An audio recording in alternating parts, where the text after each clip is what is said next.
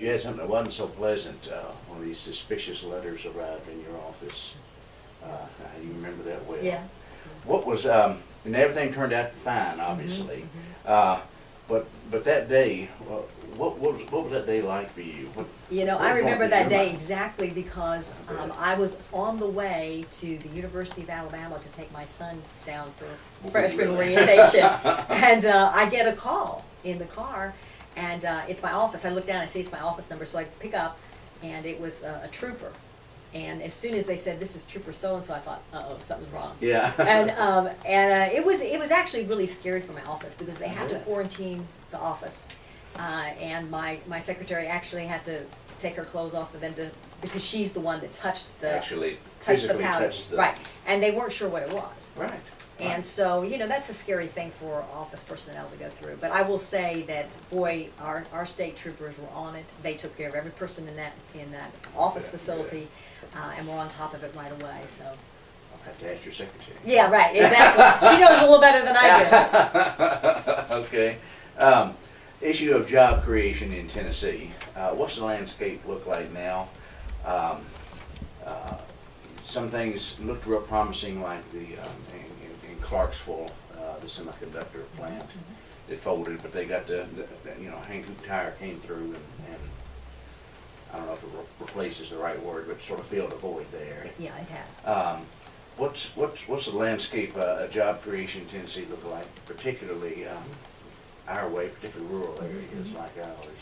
Well, it's amazing that you asked that because Tim and I were just talking to a lot of your business owners right here. And I asked each one of the questions, you know, what's right about doing business in Tennessee? And without a doubt, each one of them said this is a business-friendly state. In other words, we don't put undue regulations or restrictions or taxes on businesses because we realize if communities like this are going to create jobs, it's not going to come from the government. It's going to come from the private sector being willing to invest in their community. And Tim can mention the names of the heroes that we visited with today who did that. They stayed right here in this community and worked to expand. I see after the left, you know, Poland They could have gone, you know. Folks like Rob Nichols that, the grandparents started the business and, Rob dreamed never to dream to come back to Paris and run it. Right. Then realized the value and here he is, a hometown, home and grown, and moved back and realizes the value of Paris.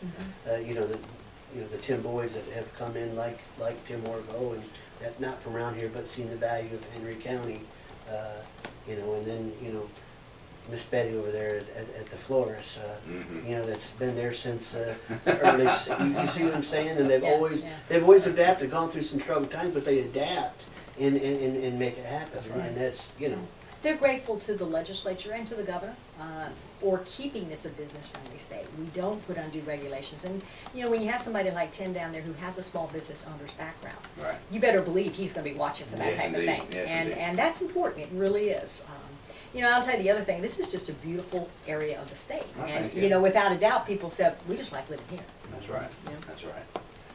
And that lake Oh, yes. running alongside our county doesn't hurt anything. Yes. Exactly. that is for sure. Yeah. So that's a big benefit to us. All right. Let's see. Governor Haslam just announced surprised some people in putting off for a year to study the Common Core issue. What exactly what guidelines we'll use to make sure our students are reaching the right level of skills, proficiency and all, which sort of brought up a point. Even though we got a Republican legislature and a Republican governor, there's still sometimes there's a little, even though you're in the same party, that's two different branches of government. That's So, exactly right. so there's some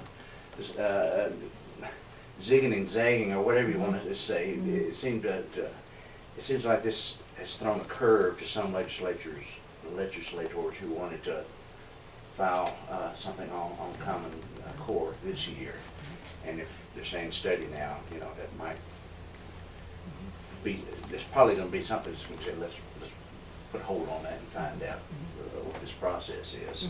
So how's your relationship with the governor and being in a different branch and all?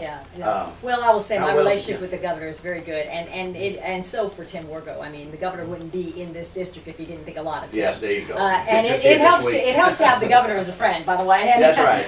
but I will say, we also, as you said, we understand the distinct role of the executive branch and the legislative branch, and our job as legislators is to question public policy, to examine it, and the governor really doesn't do anything unless we approve it. So all of his major initiatives we voted on and changed to some extent, and that's good, that's healthy, that's what it's about. What would be unhealthy is if we had an antagonistic attitude toward governor like we see in Washington, D.C., which is just dysfunctional. They don't like the president don't like Congress. Right. We don't have that in Tennessee, and we don't want to ever have that. But we do have a role to question and ask, and I think that it's good for the governor to be involved in this dialogue. A lot of people don't realize that we review state standards every 6 years. So this is just pushing it up by 2 years because we're on a 4-year cycle. And, it'll be interesting to see the public's comments that they can make on the website on the goals that they like and the ones they disapprove of. But it will, ultimately, I think our legislature will take action, we'll review it, we'll study it, and we'll make the final decision. That's good, that's good. I know he supports Common Core, but can't exactly push it too hard because of a lot of Republican opposition to it, so. Well, I think what we both agree on, and I'll let Tim say, we agree on high standards. There you go. And we agree on accountability. And as long Just as we the hold details. to those two things, we can work anything else out. There you go. And that to me, there's no greater example of us working together. There you go. Now you don't have someone that you're trying to force something against some of the bodies that disagree, and so it's a great time to say, you know what? Okay, let's back up. Let's look at this. Let's take the approach that we're going to work together, rather than create a huge animosity where nothing can get done, like Washington D.C. Yeah, it's the last thing we need. As the speaker said, we're not gonna bring that ideology or whatever into our state. We're a very well-run, good fiscal, conservative state, and I think that's where we're going to stay, in the direction that we're going to head. And sometimes sometimes it's you're on the 1 yard line, you got to punt. You don't want to, but you got to punt. And You're one of the major players in trying to avoid too much animosity, I guess. Because sure, this you know, question's directed to Beth. in a lot of states, you seem to be moving more toward the Washington model that we don't like. Right. And we have to work hard. There was a time years ago when what goes on now in our own legislature in Nashville would have been horrifying. Not at all cordial and considered that way.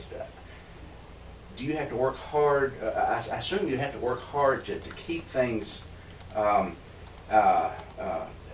keep the animosity down to as low a level as possible. Working with both parties or in independence or whatever. Right. You're right. I mean, I think we've made some improvements in our state legislative process since I've been speaker. I mean, I definitely have tried to treat every member with respect and dignity and fairness, whether they're Democrat or Republican, whether they're rural or urban. I hopefully am giving everybody a fair chance to express themselves and get their viewpoints heard. We're going to have differences. That's the nature of a legislative body. It's going to have differences.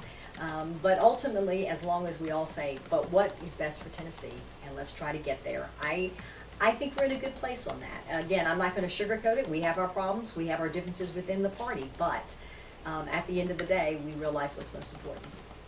And I like it when, for example, Tennessee Press Association has a reception, and you see a lot of Democrats and Republicans. Right. After hours, you come Yeah, together and yeah. they're talking and chatting and friendly, Yeah, and that's And that's a always, good thing. That's wonderful. Yeah. That's wonderful that you can have differences on the floor at work, but after hours you can get together and enjoy each other's company. I'm good.